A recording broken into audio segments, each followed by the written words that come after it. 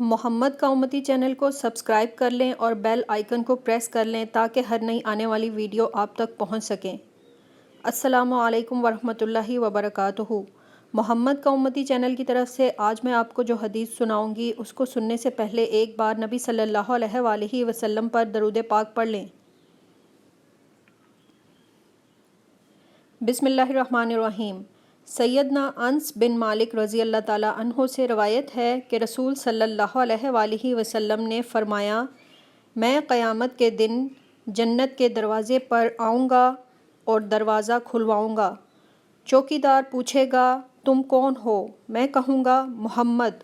وہ کہے گا، آپ ہی کے واسطے مجھے حکم ہوا تھا کہ آپ سے پہلے کسی کے لیے دروازہ نہ کھولنا۔